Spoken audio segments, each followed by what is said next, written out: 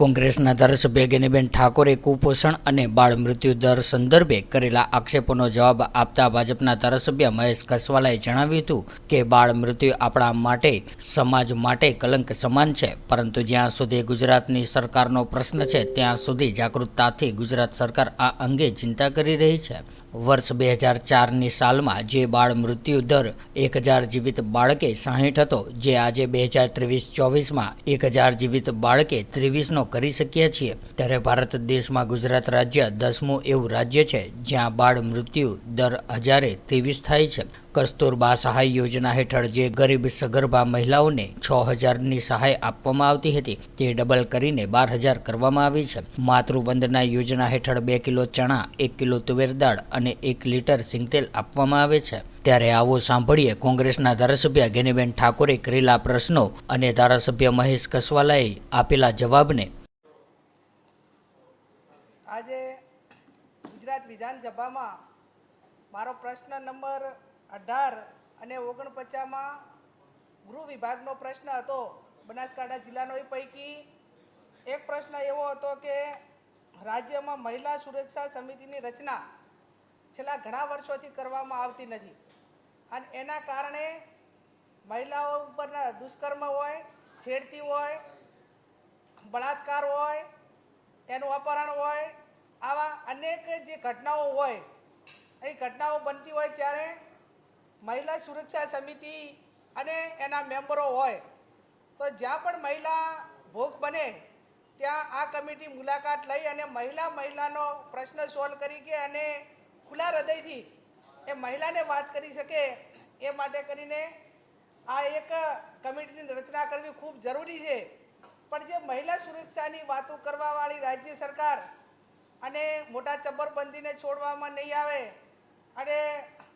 Double એન્ચીની સરકાર માત્ર ધમાડા કાઢે છે પણ મહિલાઓના આ દુષ્કર્મ જેવા પ્રશ્નોનો પણ ઉકેલ લાવતી નથી। મારો પ્રશ્ન નંબર 49માં બનાસકાંઠા જિલ્લામાં છેલ્લા 2 વર્ષમાં કેટલા દુષ્કર્મ અને કેટલી છેડતીની ઘટનાઓ બની એમાં રાજ્ય સરકારે જવાબ આપ્યો છે કે બળાત્કારના 75 કેસ બન્યા અને છેડતીના 91 કેસ, એ પૈકીના 274 જેટલા આરોપીઓને હજી પકડ્યા છે ને બાકીના 13 જેટલા પકડવાના છે। એટલે મારો કહેવાનો અર્થ એ જ છે, વર્તમાનમાં બનાસકાંઠા જિલ્લામાં 8/2/2024ના રોજ પાલનપુર પશ્ચિમમાં ફરિયાદ નોંધાણી અને ચોર કોટવાલને દંડાય એવી વાત થઈ કે જે મહિલા દુષ્કર્મની ભોગ બની, વારંવાર એનું યૌન શોષણ થયું, એને ન્યાય આપવાને બદલે ત્યાંનું પોલીસ તંત્ર, ત્યાંના જાહેર જીવનના વ્યક્તિઓ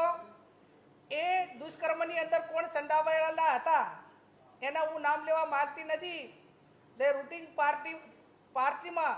હાલ જે સરકાર છે સરકારમાં એ પાર્ટીના હોદ્દેદારોમાં સામેલ છે। જિલ્લાના મહામંત્રી હોય કે જિલ્લાના કિસાન મોરચાના ચેરમેન હોય અને જ્યારે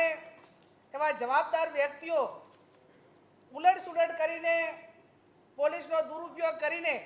મહિલાને ન્યાય આપવાને બદલે એમના મારફત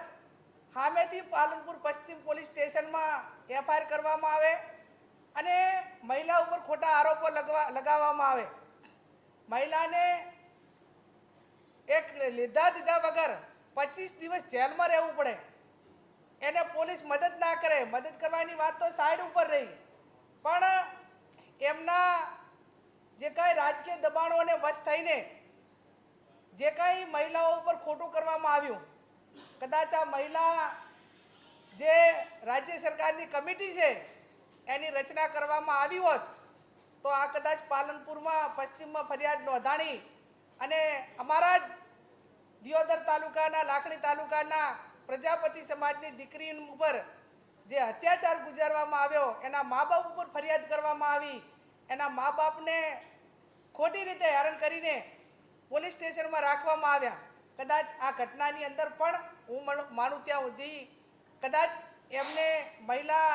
આયોગના કારણે કે મહિલા સમિતિના કારણે ક્યાંક ને ક્યાંક ન્યાય મળો। એટલે મારો કહેવાનો અર્થ એ જ છે, કોઈ પણ સરકાર હોય અને ગૃહ વિભાગ જ્યારે આવી નાની દીકરીઓ ઉપર પણ એને કોઈ કાયદો અને વ્યવસ્થાને આધીન પગલાં લેવામાં આવતા નથી અને એનો હર હંમેશા રેલો ક્યાં જતો હોય છે, જ્યાં લાગવગ હોય, જ્યાં પોલીસથી બુટલેગરો ભળેલા હોય, પોલીસનું ચેકલિસ્ટ હોય કે ભાઈ છેડતીની ફરિયાદ ના નોંધવાના આટલા, એના રિમાન્ડ ના માગવાના આટલા, એફઆઈઆર ના કરવાના આટલા, અને આ જે કંઈ ઘટનાઓ મહિલાઓ સાથે બને છે એ મોટા ભાગે પોલીસ અને બુટલેગરોને સત્તાધારી રાજકીય પક્ષોના જે આગેવાનો હોય એમના મિલીભગતના કારણે અને એમના સંકલનના કારણે આ ઘટનાઓ બનતી હોય છે, ત્યારે એનો ન્યાય મળતો નથી. એક ચેનલ મદદ ના કરે, બીજી ના કરે, ત્રીજી ના કરે તો ક્યાં જાય? એટલે મારે રાજ્ય સરકાર પાસે અને રાજ્યના ગૃહમંત્રી ખૂબ સંવેદનશીલની વાતો કરે છે, ત્યારે આવી ઘટનાઓને રોકવા માટે જ્યાં પણ પોલીસે બુટલેગરો સાથે ભળીને આવા પુરાવા જ્યારે અમે રજૂ કરતા હોઈએ ત્યારે એની ચોક્કસ તપાસ થવી જોઈએ અને આવી મહિલાઓને ન્યાય આપવો જોઈએ અને જે આરોપીઓ આ કેસોમાં પકડવાના બાકી છે એ તાત્કાલિક પકડીને એની સામે કાર્યવાહી કરવામાં આવે. કોંગ્રેસના માનનીય ધારાસભ્ય બેન ગેનીબેન ઠાકોરે બાળ મૃત્યુ દરના સંદર્ભમાં કેટલાક આંકડાઓ આપી અને રાજનીતિ કરવાનો પ્રયાસ કર્યો છે. હું બહુ વિવેક ભાવે કહું છું કે બાળ મૃત્યુ દર એ આપણા માટે કલંક છે, સમાજ જીવન માટે કલંક છે, પરંતુ જ્યાં સુધી ગુજરાતની રાજ્ય સરકારનો પ્રશ્ન છે, ખૂબ સારી રીતે જાગૃતતાથી રાજ્યની સરકાર આ અંગે ચિંતા કરીને કામ કરી રહી છે. જે પ્રકારે ભારત સરકારના બુલેટિન સેમ્પલ રજિસ્ટ્રેશન સિસ્ટમ પ્રમાણે ઉત્તરોત્તર આપણે બાળ મૃત્યુ દરની અંદર ઘટાડો કરીએ છીએ, મને કહેતા આનંદ થાય છે કે 2004માં જે મૃત્યુ દર 1000 જીવિત બાળકે 60નો હતો, આજે 2023-24ની અંદર એ જ આંક 1000 બાળ મૃત્યુ દરે આપણે 23 કરી શક્યા છીએ. ભારતની અંદર આ 10મું રાજ્ય એવું છે કે જ્યાં બાળ મૃત્યુ દર 1023 છે. 26 રાજ્યોની અંદર, ભારતના 26 રાજ્યોની અંદર આ આંકડો આના કરતાં અનેક ગણો વધારે છે. જે પ્રકારે રાજ્યની બંને વિભાગો, હેલ્થ વિભાગ અને મહિલા અને બાળ વિકાસ કલ્યાણ, એમના આશા વર્કરો અને આંગણવાડી વર્કરો જે પ્રકારે મોનિટરિંગ કરે છે, જે પ્રકારે સગર્ભા માતાઓને સહાય આપવામાં સરકાર વતી આપવામાં આવે છે, કેન્દ્ર સરકારની રાજ્ય સરકારની યોજના KPSY કસ્તુરબા પોષણ યોજના સહાય યોજનામાં દર મહિને ગરીબી રેખા નીચે જે માતાઓ હતી, સગર્ભા માતાઓ હતી, એને 6000 રૂપિયાની સહાય આપવામાં આવતી હતી. આ વર્ષે મારે ભૂપેન્દ્રભાઈની સરકારને અભિનંદન આપવા પડે કે આ સહાયની અંદર વધારો કરવાનો નિર્ણય કરી અને ડબલ સહાય કરી અને 12000 રૂપિયાની સહાય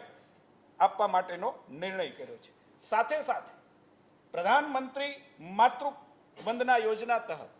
તમામ સગર્ભા બહેનોને 5000 રૂપિયા આપવા માટેની યોજના પણ ચાલુ છે. જે પ્રકારે સગર્ભા માતાઓ, ધાત્રી બહેનો અને કિશોરી માટે GCMF એટલે કે અમૂલ, સુમૂલ, બનાસ ડેરી મારફત ટેકોમ રાશન આપવામાં આવે છે. આખા દેશની અંદર એમનું ઉદાહરણ આપવામાં આવે છે. જે પ્રકારે મુખ્યમંત્રી માતૃવંદના યોજના અંતર્ગત 2 કિલો ચણા, 1 કિલો તુવેર દાળ અને 1 લીટર સિંગતેલ ધાત્રી માતાઓ, કિશોરી બેન અને સગર્ભા માતાઓને આપવામાં આવે છે. આપણું વહીવટી તંત્ર કાબિલે દાદ મહેનત કરીને આ વ્યવસ્થા કરી રહ્યું છે. અઠવાડિયામાં 2 દિવસ દાતા અને અમરગઢ જેવા પછાત વિસ્તારોની અંદર નાના બાળકો માટે દૂધ પણ 2 દિવસ આપવામાં આવે છે. પોષણ ટ્રેકર સિસ્ટમની મારફતે પોષણના સ્તરનું પ્રમાણ માપી અને જે કોઈ સગર્ભા માતા હોય કે બાળક હોય, કુપોષિત હોય, એનું ટ્રેકિંગ કરી અને એને યોગ્ય આહાર આપી માનવ જીવનને બચાવવાનું શ્રેષ્ઠ પુણ્યનું કામ આ રાજ્યની સરકાર કરી રહી છે. મેં જે પ્રકારે ડેટા આપ્યા એ પ્રકારે મારે અભિનંદન આપવા પડે કે જે પ્રકારે વ્યવસ્થા તંત્રનું જાળું રાજ્યના બંને વિભાગો, આરોગ્ય વિભાગ અને બાળ કલ્યાણ વિભાગ મારફત બનાવવામાં આવ્યું છે. હું એમ માનું છું કે દેશ છે એના માટે ગર્વ લઈ જઈ શકો છે. દેશના અન્ય રાજ્યો માટે ગુજરાત પ્રેરણા આપે એવું કામ થઈ રહ્યું છે.